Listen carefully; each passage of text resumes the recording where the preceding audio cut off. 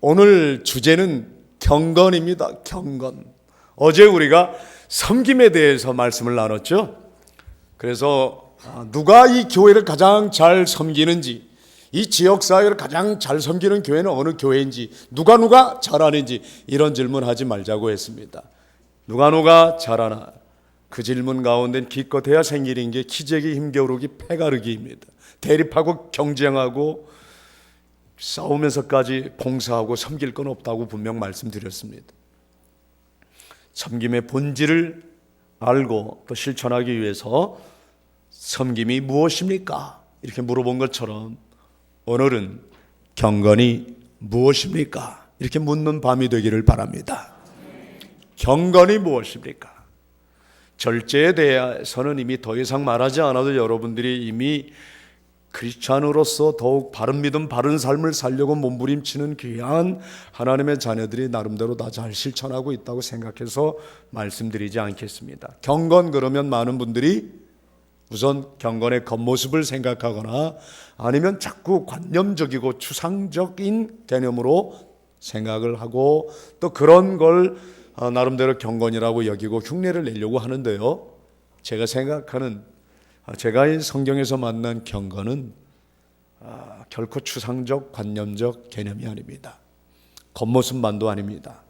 그래서 오늘 경건에 대해서 훨씬 더 잘 전달이 되고 공감이 될 수 있는 영상 하나를 먼저 여러분들에게 보여드리고 말씀을 이어가도록 하겠습니다. 저는 공무원들 교육할 때 기업체에서 사회공헌이나 자원봉사에 대해서 특강을 해달라는 요청을 받을 때 본문 말씀 설교를 할 수가 없잖아요, 그분들에게는.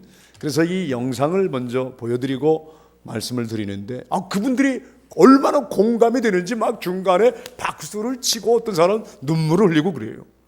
그래서 이 세대가 그 하나님의 말씀을 귀로 듣는 것만이 아니라 눈으로 보기를 원하는구나. 여러분, 귀로만 들었다가 이제 눈으로 봅니다 하는 차원으로 오늘도 가보면 참 좋겠습니다. 부탁드립니다. 영상 BCP Beautiful Change 프로젝트입니다.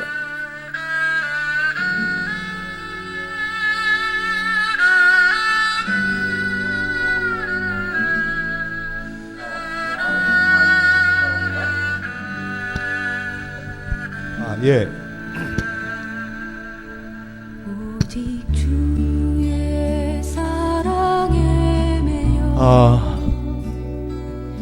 저 앞에 불을 꺼주면 화면이 더 밝게 보일 것 같은데요. 잠시. 고맙습니다.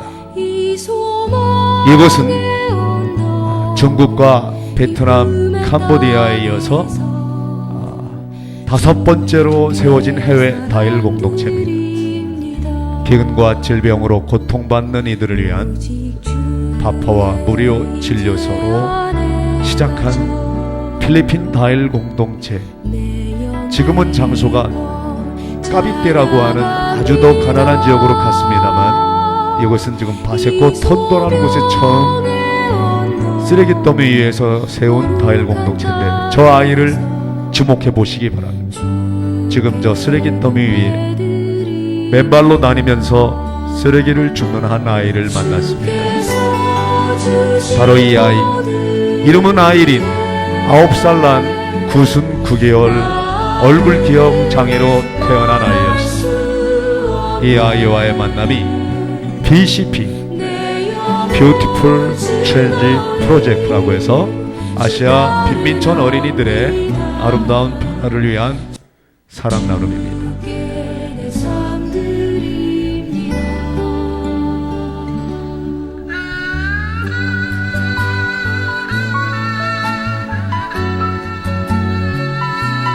조엘, 다니엘, 알미라 이런 아이들이 한국에 최초로 왔는데요, 이 아이들이 인천공항을 통해서 처음 이 땅에 들어올 때 저렇게 얼굴을 돌리고 있었습니다. 얼굴을 못 들고 날서들고 두렵고 불안한지 울기만 하더라고요. 이 아이들이 우리 한국 개신교가 최초로 세운 다일 천사병원 무료병원입니다. 전액 무료병원입니다. 이 병원에 입원한 날 SBS TV에서 이 영상을 만들었는데 한번 보시죠. 춥진 않아? 이 아이들은 지금 태어나서 처음 입어본 내복이고 잠옷입니다. 양발도 없이 신발도 없이 쓰레기 더미를 맨발로 걸어다니던 아이들인데요.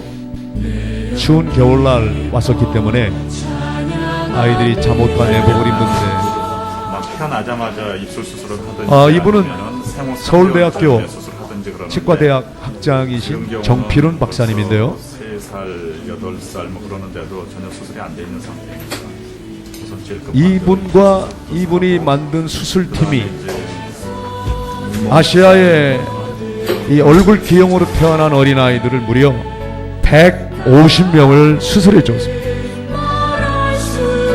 가일 천사병원의 수술실이 항상 수술 중 저런 150명의 아이들을 수술하기 위하여 저분들은 공휴일이 없었습니다. 그리고 퇴근 후에 집에 가지 않고 이 병원 수술실에 와서 자정 넘도록 수술하고 간 분들이 많습니다. 바로 이 눈물을 씻어주는 것이야말로 참된 경건입니다.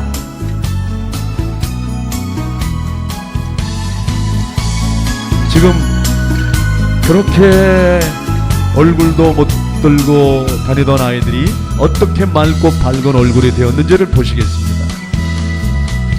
이 대목에서 감동이 되면 우리는 하나님을 기쁘시게 하나님께 영광 돌리는 뜻으로 박수를 하셔도 좋습니다. 예.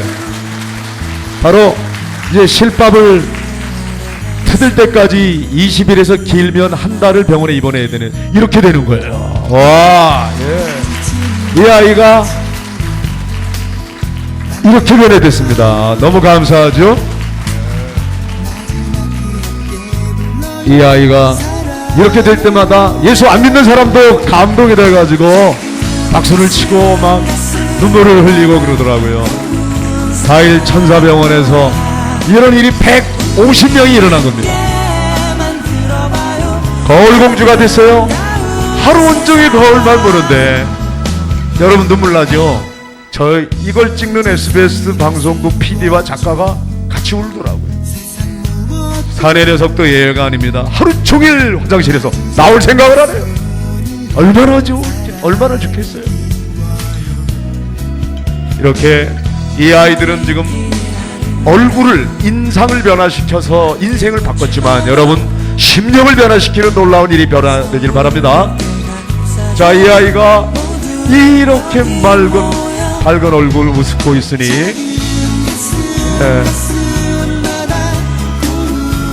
단순한 인상의 변화만이 아니라 인생이 달라진 사건이죠.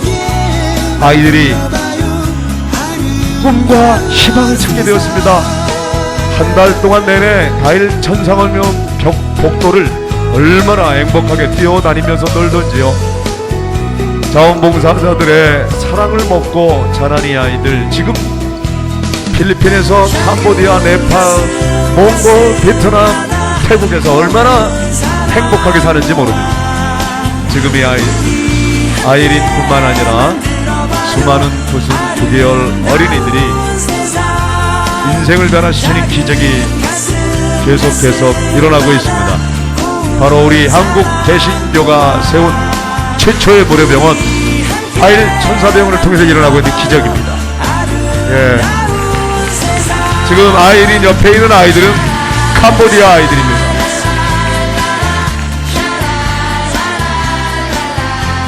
얼굴은 웃고 있는데 눈물을 흘리고 있는 최안목의 목사 얼굴도 보입니까?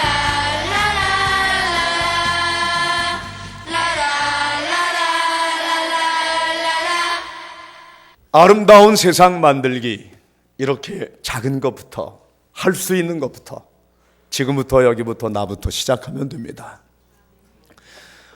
이 아이린을 처음 만났을 때 저는 저 아이가 왜 자꾸 이렇게 가까이 가기만 하면 등을 돌리고 사라질까 이해가 안 갔어요. 그래서 하루는 제가 아예 작심을 하고 뒤쫓아 갔습니다. 가서 필리핀 말을 따갈로우라고 영어 한마디 안 통하는 아이였어요. 따갈로우를 잘하는 우리 스텝을 데리고 갔죠. 물어봤습니다. 얘야, 너는 왜 다일 공동체에 안 오니? 그랬더니 뒤돌아선 채 얘기해요. 친구들이 못 오게 해요. 왜 친구들이 못 오게 하니? 그제서야 보니까 얼굴 기형으로 태어난 거예요. 친구들이 재수가 없다고. 너는 오지 마. 그랬다는 거예요. 세상에 빈민촌에 태어나서 부모 사랑 한번 받지 못하는 것도 참 너무 한스러운 일인데, 친구들에게도 왕따를 당하는 아시아 빈민촌 아이였어요. 그래서 너무 마음이 아파서 괜찮아. 너는 친구들이 오기 전에 미리 오라. 응? 아니면 나중에 오든지. 그래서 한번 집에 가봤습니다. 넌 어디 사니? 하고 가봤더니 그건 집이 아니었어요. 거죽대기도 그런 거죽대기가 세상에 없더라고요. 그래서 세상에 너 여기서 이렇게 살았구나. 너희 아버지는 뭐 하시니? 그랬더니 아버지 돌아가셨대요. 엄마는 아버지 돌아가신 지 1년도 안 돼서 집을 나갔는데 소식이 없대요. 죽었다는 소식도 있대요. 소문도 있대요. 그럼 너 누구랑 사니? 그랬더니 할머니랑 살아요. 할머니는 어디 계시니? 그랬더니 쓰레기 더미에서 쓰레기를 줍고 있대요. 그래서 그 할머니가 오시길래 말씀을 드렸어요. 이 손녀를 한국에 있는 다일 천사병원에 데려가기만 하면 이 아이 수술해 줄 의사 선생님이 줄 서 있습니다. 그러니 이 아이를 한번 저를 믿고 맡겨보시죠. 이 아이 인생의 꿈을 희망을 주고 싶습니다. 그랬더니 그분이 도대체 믿어질 수 없는 일이라면서 아니 어떻게 이런 일이 생기냐고. 글쎄 말이죠. 하여간 그날 하나님께서 제 마음에 감동을 주셔서 이 아이를 꼭 한국에 데리고 가서 수술을 해주고 싶었어요. 그런데 기가 막힌 일이 일어났어요. 제가 이제 필리핀을 떠나 한국으로 돌아오려고 하는 바로 그날 저희가 묵고 있던 숙소 앞에 엄마들이 6명이 있는 거예요. 애 하나씩 다 안고 있어요. 우리 애도 데려가세요. 우리 아이 줄 테니까 키우세요. 우리 애도 수술해 주세요. 그러면서 아이를 하나씩 안았는데 전부 얼굴 기형으로 태어난 아이들이에요. 저는 이 아이린 하나만 데리고 가야 되는데 그렇게 말할 수도 없더라고요. 막 울면서 사정을 하는데 어떻게 합니까? 그래서 물어봤습니다. 도대체 이 아이들이 어디서 왔습니까? 그랬더니 다 한 동네 아이들이에요. 한 동네에만 이런 아이가 지금 6명이 있는 거예요. 그 가까운 데만. 그러니 전국에 얼마나 많겠어요? 여러분, 대한민국은 단 한 명도 이런 사람이 지금 없습니다. 애나 노인까지 한 명도 없습니다. 그만큼 대한민국이 이제 먹고 살만한 나라가 됐습니다.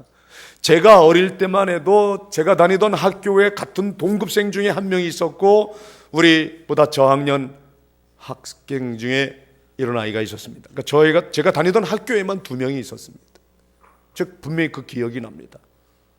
다 수술을 하거나 이미 태어날 때 이렇게 태어난 아이는 생후 6개월 만에 첫 수술을 하고요. 1년, 2년 만에 3차 수술, 성형수술까지 해서 큰 적도 없습니다.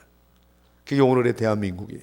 그러나 가까운 이웃나라, 가난한 이웃나라에 그것도 빈민촌에 가면 이대로 친구들에게 왕따를 당하고 얼굴 한번 들지 못한 채 거울 보기를 싫어하는 아이들이 자기 자신을 자학하는 아이들이 너무 많은 거예요.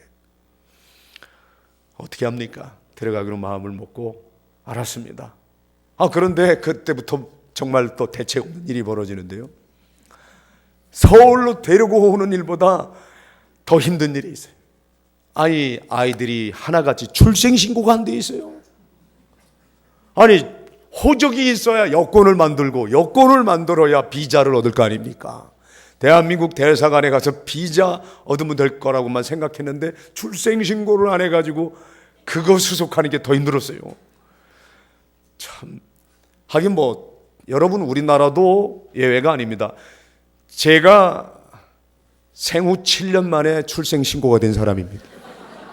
제가 호적 등본에 보면 저희 아버지가 저를 7살에 내년에 학교 보내야 된다고 그래가지고 신고했습니다. 뭐 한 5살, 6살쯤 돼서 아직도 안 죽으면 얘 살 모양이구나 그러고 신고한 사람 꽤 많았어요. 그럼 뭐 지금 아시아 빈민촌엔 뭐 얘가 아니죠. 참말로 그 어떡합니까? 그래도 하나님을 기쁘시게 하기 위하여, 이웃을 행복하게 하기 위하여, 세상을 아름답게 만들기 위하여 작은 것부터, 할 수 있는 것부터 나부터 하자. 본국에다가 전화를 했더니 목사님 왜 또 이렇게 대책 없는 일을 또 저질러요? 왜? 어떡하냐. 하나님이 원하시고 하나님을 기쁘시게 하는 일인 것 같습니다. 이거 여러분들이 걱정하지 마십시오. 제가 기도해보고 지금 하여간 전화해봅니다. 그리고 그날 필리핀에서 항공사에 전화를 했습니다. 대한민국에 있는 항공사에 회장님 좀 바꿔주십시오. 저하고 5분간만 통화하게 해주시기 바랍니다. 그랬더니 전화 받은 분이 왜 목사님께서 우리 회사 회장님을 찾으십니까? 이유가 뭐지요? 그러더라고요. 다름이 아니오라. 저는 1년에 2차례 이상 중국, 베트남, 캄보디아, 필리핀, 네팔 5나라 이상을 매년 2번씩만 왔다가도 10번이 아니겠습니까? 이렇게 수없이 한국을 떠나서 아시아 이웃 나라를 다니는데, 그런데요, 다름이 아니오라. 갈 때도 빈자리가 있고 올 때도 빈자리가 있습니다. 제가 지금까지 훌로 꽉 차서 한 자리도 없이 꽉 차서 오는 그런 비행기를 아직 탄 적은 없습니다. 그런 때도 있겠지만 저는 항상 빈자리가 있는 걸 봤습니다. 그런데요, 다름이 아니오라. 그 빈자리에 애들 좀 태워가지고 옵시다. 어차피 빈자리로 비어서 오는 자리가 있을 때 이 애를 좀 태우고 오면 안 되겠습니까?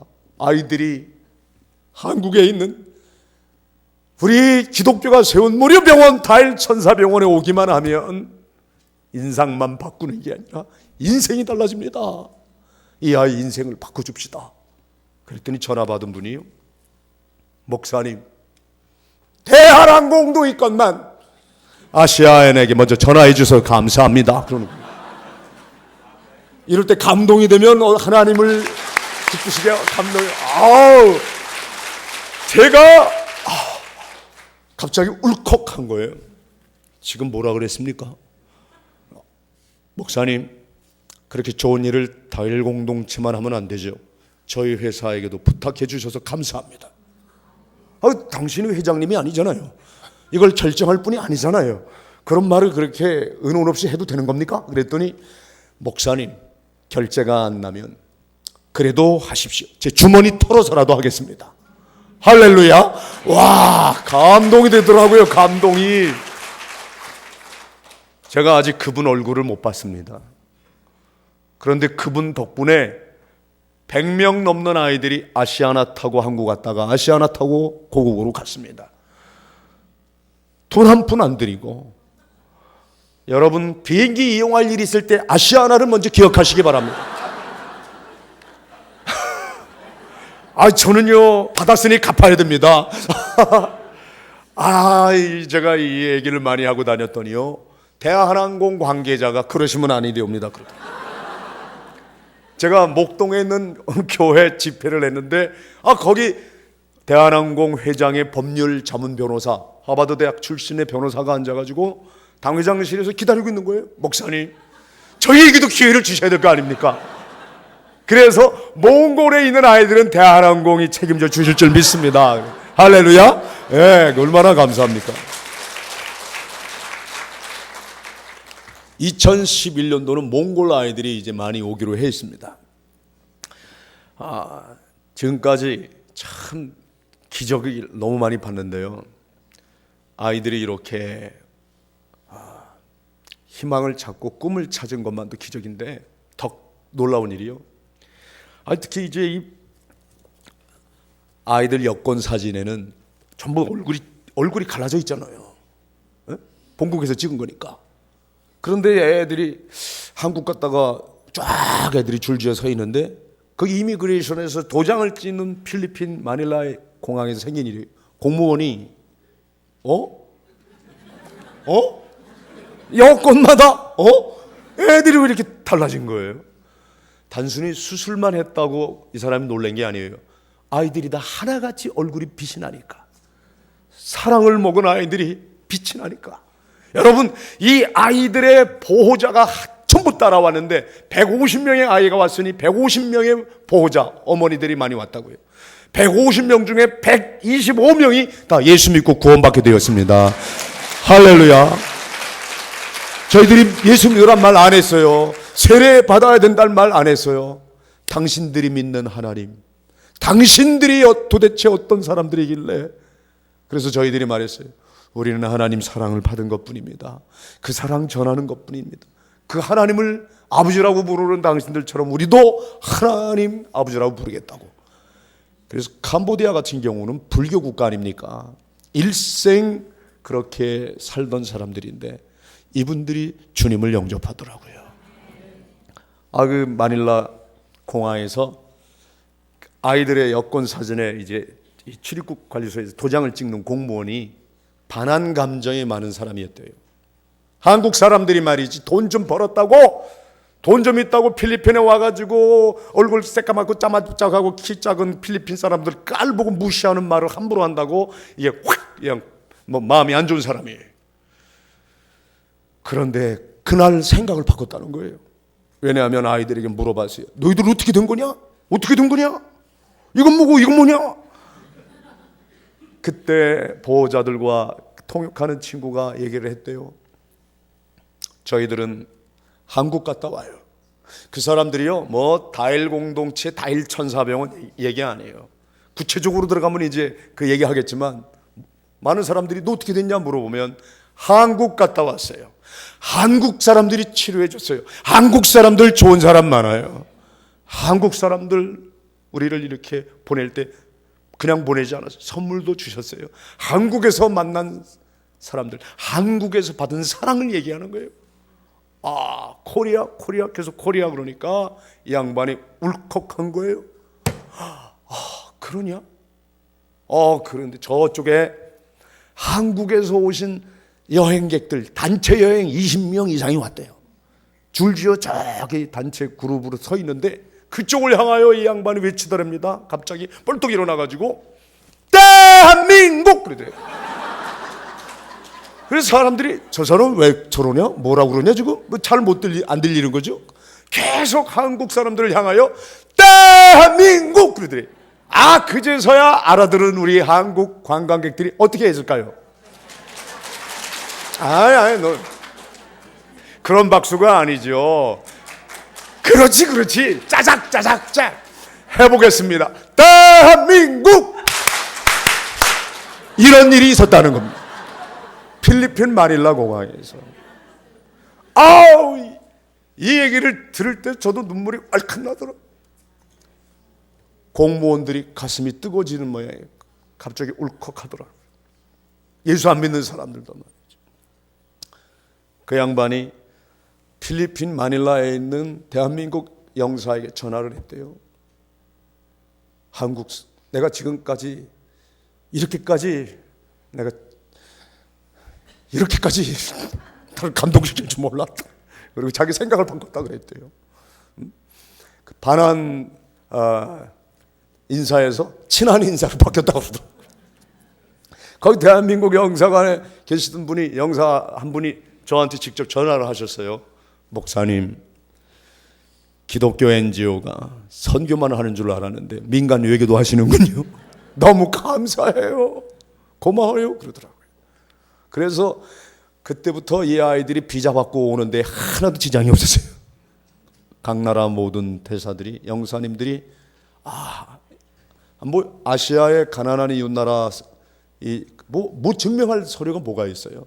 아무것도 없는 빈민촌 아이들 보호자, 우리 다일 천사병원에 온다는 이 부탁이면 모두가 비자를 내주시더라고요. 여러분, 경건이 뭡니까? 저는 방금 전에 수술실에서 아이들 수술해주는 그 의사 선생님들, 간호사님들, 자원봉사자들, 저는 그분들 모습 속에서 정말 참된 경건이 무엇인가를 읽을 수 있었습니다. 여러분, 이분들이 수술을 위하여 공휴일이 없었다니까요. 왜? 자기가 일하는 병원이 다 있어요. 대학병원, 종합병원, 개인병원, 다 이렇게 자기가 일하는 일터가 있는데 집에 돌아가면 TV 보고 쉴 시간인데 쉬지 않고 와서 봉사한 거예요. 공휴일을 반납한 거예요. 그러면서 이분들이 이렇게 봉사할 수 있는 기회를 주셔서 너무 감사하다고. 수술 스케줄이 아무리 쫙 1년치가 잡혀있는 대학병원 의사들도 있거든요. 치과대학 학장 같은 사람은 뭐 거의 1년 스케줄이 다 잡혀있죠. 하지만 오늘은 캄보디아에서 왔습니다. 이번엔 미얀마에서 왔습니다. 저 이번에는 몽골에서 옵니다. 그러면요, 이분들 스케줄이 1순위가 아이들이에요. 예, 알겠습니다. 제가 그 수술부터 하겠습니다. 저는 그런 분들이 하나님 아버지 앞에서 정결하여 더러움이 없는 참된 경건을 실천하는 분들이라 믿습니다. 이번에 캄보디아에서 온 아이 가운데에는요, 척추 측만증이라고 아예 허리가 휘어버린 아이, 수술비만 7천만 원이 들어갔어요. 7천만 원. 한 아이 수술비가 7천만 원. 어마어마한 돈이죠. 이 7천만 원이 들어가는 돈을 전부 의사 선생, 간호사들, 자원봉사자들이 자기 주머니 털어서 한 아이의 허리를 곧게 세워서 이제 11월 11일 날 저랑 같이 캄보디아에 갑니다. 이 아이가 이렇게 허리가 휘어가지고 이러고 다니던 아이인데 똑바로 걸을 때 그 동네 주민들이 놀랄 거 아닙니까? 어떻게 된 일이냐? 이게 도대체 무슨 일이냐? 그 아이와 아이 엄마는 얘기할 겁니다. 우리 한국 갔다 왔어요. 우리 지금 한국에서 다일 천사병원에 지금 3달째 있습니다. 한국에서 3달 머무는 동안 받은 하나님의 사랑 너무 커요. 여러분, 입으로 말로만 복음을 증거한 게 아니라 정말 이렇게 구체적인 사랑의 실천이, 섬김이 따를 때 예수 믿으라는 말 하지 않아도 예수 믿고 구원받는 하나님의 자녀들이 많아지는 줄 믿습니다. 아니, 다일 천사병원에서는 스님도 예수 믿고 구원받은 경우가 있었어요. 아니, 나 참 살다 보니 별일 다 했어요. 저도 근데 마침 제가 여기 바로 부산에 집회에 왔을 때입니다. 부산 어느 교회 집회를 하고 있는데 전화가 왔어요. 다일 천사병원 병원장님이, 목사님, 아니 지금 스님이 한 분 병원에 입원하겠다고 왔는데 어떻게 하면 좋습니까? 동료 스님 2분이 환자 스님 1분을 데리고 왔대요. 그거 참 희한한 일이네. 왜냐하면 우리 상상도 안 한 일이거든요. 무이탁 노인, 노숙자, 행여자, 외국인 노동자를 위해 세운 병원인데 왜 이렇게 스님이 오시냐? 그랬더니 스님이 갈 데가 없다고 그런대요. 그래서 물어보라 그랬어요. 우리 병원은 의료보험 혜택이 없고 가족이 없는 사람, 돈이 없는 사람, 이 3가지가 없을 때, 돈 없고 가족 없고 의료보험 혜택 없고 이러면 이유 불문 무조건 이 병원을 이용할 수 있다고 분명히 했습니다. 물어보라 그랬더니 3가지가 다 없대요. 그 스님이 그래서 그러면 그분도 들어오라 그러십시오. 뭐 우리가 어떻게 그걸 차별합니까? 그래서 병원에 입원했어요. 다일 천사병원에서 4달을 살았어요. 4달. 일반 병원에 갔더니 유방암이 전이 돼가지고 온몸에 퍼졌다고, 뭐 수술할 것도 없다 그러더래. 1달도 못 살 테니 빨리 모시고 가라고 그래요. 그런데 1달도 못 산다는 진단을 받은 이분이 다일 천사병원에서 4달을 살았는데 그 4달 사는 동안 그분 마음에 복음의 씨앗이 떨어져서 그도 예수 믿고 구원받게 되었습니다. 제가 부활절과 성탄절은 제가 꼭 세례를 줘요. 평소에는 거기 병원장님이, 목사님이 따로 이제 그 세례를 주시는데 그 천사병원을 통하여 지난 7년 동안 세례받은 사람만 1,400명입니다. 그 중에는 스님도 있고 그리고 외국인 노동자 중에 무슬림, 회교도 신자도 있습니다. 그게 기적이에요. 스님이 먼저 세례를 받겠다는 거예요. 그래서 제가 놀래가지고 아니 이 무슨 일이래? 그리고 이제 그 스님 신방을 갔습니다. 스님, 지조를 지키시죠. 이게 무슨 일입니까? 그리고 제가 이제 그분의 속마음을 알길 원했어요. 이렇게 오갈 데 없는 스님을 기독교 병원에서 받아줬다고 고마워서 예수 믿어주고 감사해서 세례 받아주겠다면 그건 아니지 않냐. 정말 신앙으로 하는지 그분이 신앙 고백을 제가 들어봐야 될 거 아닙니까? 물어봤어요. 스님 어떻게 생각하세요? 그랬더니 나한테 갑자기 버럭 화를 내는 거예요. 목사님! 스님 그만하세요. 그럼 내가 스님을 뭐라고 불러요? 미스 박보살, 박아줌마 뭐라고 해야 되겠어요? 그랬더니 스님이라고 그만하세요.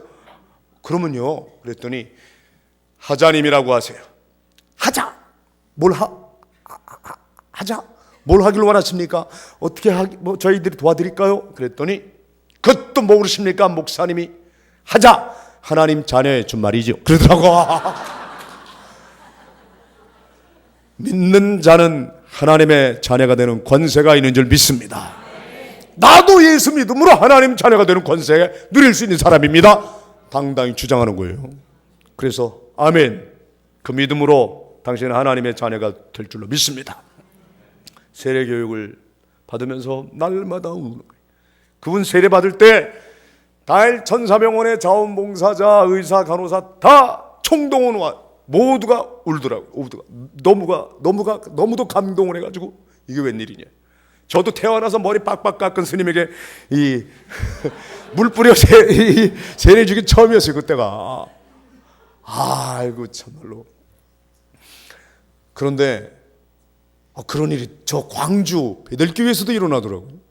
광주 베들교회 제 동창 목사가 담임 목사가 된 지 얼마 안 됐어요. 작년. 거기 동창생 목사가 꼭 자기가 부임하자마자 최일도 목사를 강사 목사로 초빙할 수 있는 자기가 친구니까 당연히 할 수 있다고 그러니 제발 나를 위해서 와달라고 하도 간청하는 바람에 이제 스케줄을 몇 개를 뒤로 연기하고 그걸 갔어요. 첫날부터 맨 앞자리에 스님이 앉아 있는 거예요. 그래서 사흘 내내 스님이 맨 앞자리에서 가만히 말씀을 듣고 있더라고요. 사흘 집회 참석하고 당회장실에 그 스님이 찾아오셨어요. 갑자기 무릎을 꿇더니 세례를 베풀어 달라는 거예요. 이거 왜 이러세요? 그랬더니 그 스님 하는 말이요.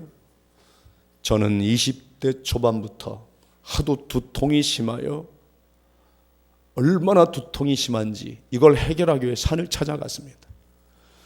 그런데 그 두통은 중노릇한 지 40년 넘도록 해결이 안 됐습니다. 어느 날 TV를 이렇게 계속 돌리는데 바포 목사님 나오십시다. 당신이 이 광주에 오신다는 이야기를 듣고 직접 뵙고 싶어 왔습니다. 사흘 내내 말씀을 듣다가 내 마음의 빗장이 열렸습니다. 당신 말씀 한마디 한마디가 다 날 향해 하는 말씀 같습니다. 그런데 놀랍게 제가 오늘 완전한 두통이 해결됐습니다. 새 깃털보다도 가볍습니다. 저는 너무 행복합니다. 그런데 이 예배당 나서면 또다시 머리 아플 바가 걱정됩니다. 그러니 안수기도 해 주십시오. 그래서 내가 친구 불러다가 같이 안수기도 했습니다. 그날로 끝나는 줄 알았는데 한 달 후에 아예 승복을 벗었대요. 글쎄 할렐루야. 딱 그 친구가 제 동창생이 그래. 아무래도 최 목사는 타종교 신자 개종하는데 은사가 있나 보다. 왜냐하면 저희 집사람은 천주교 수녀가 목사 사모가 되었으니까. 참 희한한 일이죠. 여러분 어떻게 해서 이런 일이 벌어집니까? 무슬림 성도가 세례를 받은 건요, 스님이 세례 받는 거 보고 너무 충격받았대요. 한국에 와서 돈 벌려고 왔는데 코리안 드림을 가지고 한국을 찾아왔으나 돈 한 푼 못 받았다는 거예요. 악독 고용주를 만났다는 거예요. 열심히 일했는데 병든 후로부터 일도 못하고 돈도 못 받고 그는 절망 속에 있다가 다일 천사병원에 와서 저렇게 타종교 신자 스님들에게도 사랑을 베푸는 기독교인을 보고 저가 또 예수 믿는 과정을 보고 이건 정말 하나님이 살아계신 거다. 그 하나님을 나도 아버지라고 부르자. 그리고 무슬림도 예수 믿었습니다. 세례받게 되었습니다. 여러분, 그 무슬림 입에서 나오는 말이 저는 이곳에서 참된 경건한 사람을 보는 것 같습니다. 의사, 간호사, 자원봉사자들을 가리켜 말한 겁니다. 여러분, 경건이 뭡니까? 머리 깎고 승복 입으면 경건해 보입니까? 목사 가운 입고 나면 누구나 다 경건해 보입니까? 수녀복 고르넷을 쓰고 긴 망토자락 입으면 경건해 보입니까? 그 옷이 사람을 경건하다 경건하지 못하다 이게 결정하는 게 아니잖아요. 그 사람 말씨가 아닙니다. 그 사람의 학력과 그 사람의 이력서 보고 알 길이 없습니다. 겉모습이 결코 아닙니다. 사람들은 외모를 보고 판단하나 하나님은 중심을 보실 줄 믿습니다. 여러분, 경건의 모양은 갖췄으나 경건의 능력이 없는 것 우리 하나님께서 원하지 않습니다. 정말 참된 경건이 무엇입니까? 저는 경건의 전당 우리 장로회 신학대학에서 기따갑게 들은 단어가 경건입니다. 왜냐하면 우리 장로회 신학대학교 학훈이 경건과 학문입니다. 바로 이 자리에는 저의 선배님들이 지금 이 자리에 앉아 계시고요. 동창생도 계십니다. 제가 82년도에 학교에 들어가는데요. 좀 늦게 갔죠. 그때 같이 7년이나 같이 공부한 분들이 계셔요, 여기. 저는 신학과에 다닐 때 기독교 교육학과를 다니던 분이 바로 지금 이 자리에 계시고요. 그 이웃교회 목사님 사모님이 또 같은 동창생이었습니다. 그러니까 제가 거짓말을 할 수가 없습니다. 그분들이 다 하시니까. 저는 신학대학 다닐 때 겉모습만 경건한 흉내를 조금 내는 사람이었습니다. 그 경건한 사람이 하는 흉내는 거의 내본 것 같아요. 굶어도 보았어요. 울어도 보았어요. 가난하게 살아야만 또 경건해 보이는 줄 알고 찢어지게 가난한 삶을 실천해 본 적도 있고요. 옷을 단정하게 입고 다니는 게 또 그게 경건인 줄 알고 한때 아주 그냥 깨끗하게 단정하게 대려 입고 다닌 적도 있고요. 그러나 경건과는 거리가 멀었어요. 겉모습은 경건해 보일지는 몰라도 속은 그렇지 못했어요. 그리고 저는 또 학교 다닐 때 왜 그렇게 왜 그렇게 껄핏하면 쓰러져서 병원에 많은 날 입원을 했는지 20대 그 젊은 시절에 제가 신학대학 4년, 신대원 3년, 7년 동안 학교 다니는 동안 5번 병원을 다녔습니다. 5번이나 병원에 입원했었습니다. 제가 4번째 병원에 입원한다 그랬을 때 또 장기간 병원에 입원하는 바람에 그때 동창생들이 다 그랬습니다. 아이고, 제일 또 아깝다. 저렇게 일찍 쓰러지는구나. 저는 희망이 없는 줄 알았어요.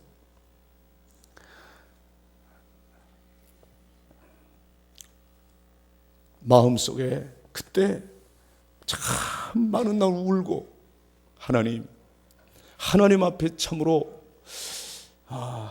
쓰임 받고 싶은데 좀 하나님을 기쁘시게 하고 싶은.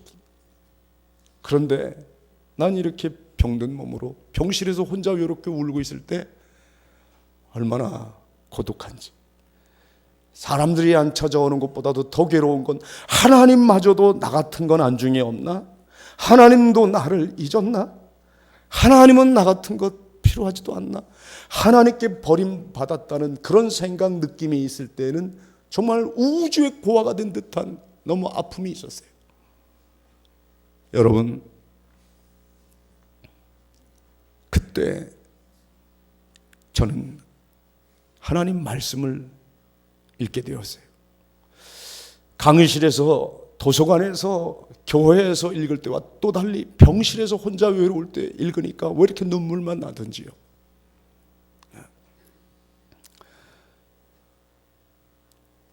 그때 야고보서 말씀을 읽게 되었습니다.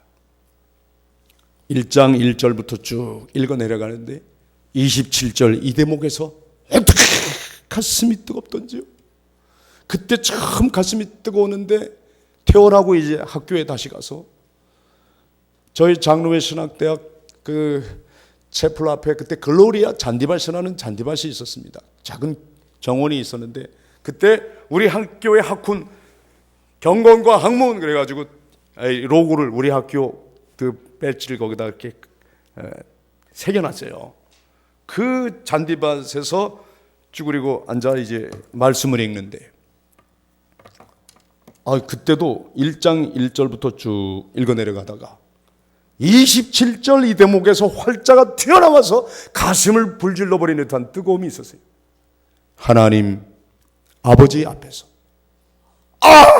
갑자기 하나님 아버지 앞에서 그러는데, 그동안 저의 경건 생활이 하나같이 사람들 앞에서였다는 것이 깨달아지면서 왜 이렇게 부끄러운지, 그동안 나의 경건 생활이 목사님 보시기에, 교수님 볼 때에, 선배님들이나 내 친구가들 볼 때 나는 어떻게 보이는 사람인가, 이게 관심이었다고 생각이 되니까 이거는 아닌데 싶더라고요.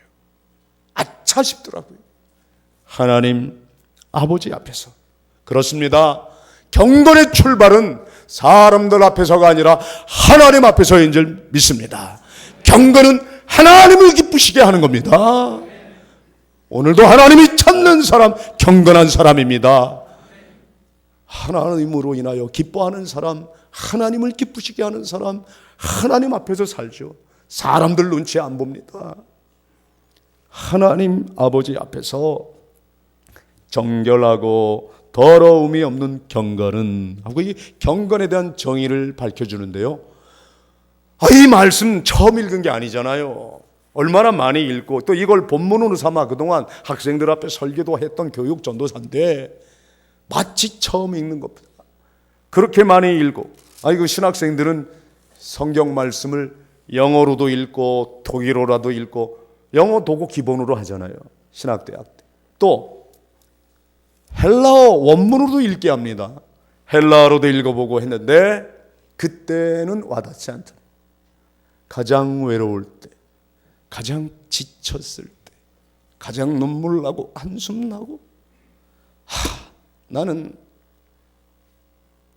아무것도 아니에요, 아무것도 아니에요, 그런 밑바닥에서 가장 가난한 마음으로 하나님만 바라고 있을 때, 그때 하나님께서 주신 말씀입니다. 오늘 이 말씀이 여러분에게도 전달이 되길 바랍니다. 그때 날선 검이 되어 내 심령에 와 닿고, 뿐만 아니라 날선 검이 되어 시몬 골수를 쪼갰던 그 말씀이 오늘 여러분 심령에도 시몬 골수를 쪼개는 말씀 되기를 바랍니다. 도전이 되고 다시 삶의 큰 활력소가 되는 살아있는 하나님 말씀 되기를 바랍니다.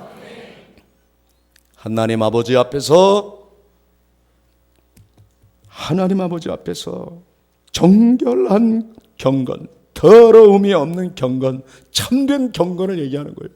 경건 가운데에도 거짓 경건이 있다는 겁니다. 더러운 경건이 있는 거예요. 위선, 체면, 껍데기만 뒤집어 쓴 경건이 아니라 진정한 경건, 참된 경건, 정결한 경건, 더러움이 없는 경건. 이 경건은 무엇일까? 그런데 이어서 바로 그 경건인 다름이 아니라 고아와 과부를 그 환난 중에 돌아봐 주고 그러는 거예요. 갑자기 얼마나 부끄러워지는지. 또 고아와 과부는요, 소외받은 사람들의 대명사 아닙니까? 2000년 전 당시에도 이 말씀을 처음 받는 수신자들도 고아와 과부는 소외 계층의 대명사였어요. 근데 오늘 우리 시대에는 지금 고아와 과부뿐만이 아니잖아요. 실로 다양한 계층의 소외 계층이 있습니다. 너무 외로워서 찾아갈 데도 없고 찾아오는 사람도 없고, 그 외로움에 지친 사람 분명 소외 계층입니다. 가서 그 눈물을 닦아주는 사랑의 실천, 이것이 경건인 줄 믿습니다. 고아와 과부뿐만이 아니라 얼마나 많은 사람이 이 땅에 장애자로 삽니까? 선천적 장애자도 있지만 후천적 장애자 또한 너무 많아요. 그분들이 원했던 삶이 아니잖아요. 그러나 태어날 때부터 또는 살면서 이런 장애를 겪는 거고 있거나 또는 그런 가족이 있거나 할 때 그 아픔, 상처 얼마나 크냐 이 말이에요. 그 아픔을 만져주는 사랑의 실천.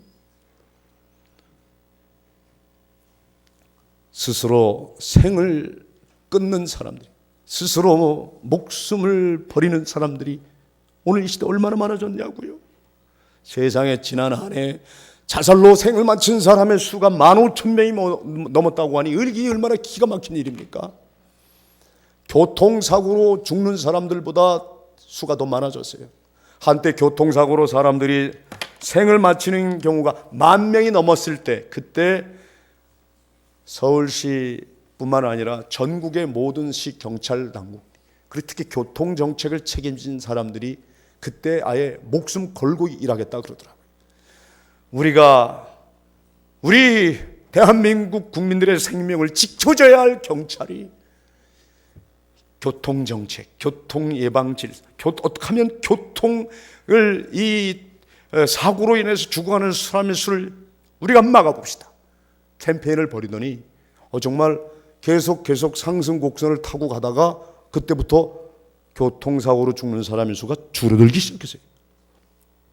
여러분, 지금 자살로 죽어가는 수많은 사람들이 있는데 이러다가 우리 대한민국이 경제 부국은 됐는데 자살 공화국이라고 하는 또 하나의 불명예를 얻기 전에 이렇게 살맛 없다는 사람, 밥맛이 없다는 사람, 죽을 맛밖에 없다는 사람, 아름다운 세상을 찾아 누리는 여러분들을 통하여 살맛 나고 밥맛 나는 정말 그분 모든 분들이 다시 생의 꿈과 희망을 가질 수 있도록 여러분이 도구가 되시기를 바랍니다. 아름다운 가정, 아름다운 교회, 아름다운 사회, 아름다운 세상을 만드는 길이 뭘까요? 어제 말씀드린 섬김과 나눔이고 오늘 여러분들에게 말씀드리려고 하는 참된 경건의 삶입니다. 우리 자신부터, 나부터, 지금부터 여기부터 경건이 무엇인지를 묻고 그 경건을 실천하기만 하면 죽음에 임박한 사람들도, 죽고만 싶었다는 사람들도 다시 살아나는 경우 수없이 많이 봤습니다. 너무도 많은 사람들이 어떻게 예수가 좋으면 저렇게 살아요? 얼마나 예수가 좋길래 저렇게 살 수 있나요? 그 예수 나도 알고 싶어요. 그 예수 나도 믿고 싶어요. 저 이런 얘기를 20년 동안 많이 들었습니다. 저를 보고가 아닙니다. 저는 아무것도 아닙니다. 우리 다일 공동체, 이름 없이 빛도 없이 와서 봉사하는 참된 경건한 형제 자매들을 보고 하는 말입니다. 한 번은 병원 망우리에 있는 병원이 있습니다. 그 병원 그 의사 선생님이 외국인 노동자 수술을 하는데요. 다리를 절단해야 되는 수술이었어요.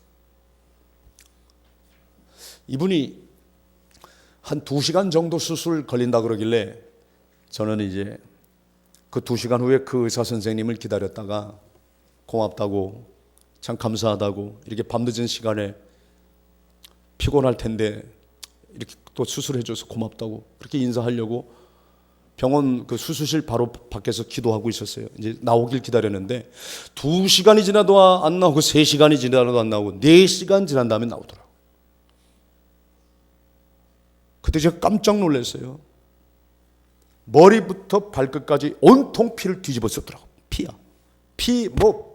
물바가지가 아니라 피바가지를 뒤집어 쓴 사람처럼 피투성이에요. 그냥 수술복이다. 아니 웬일이에요? 왜 이렇게 피투성이가 됐어요? 그랬더니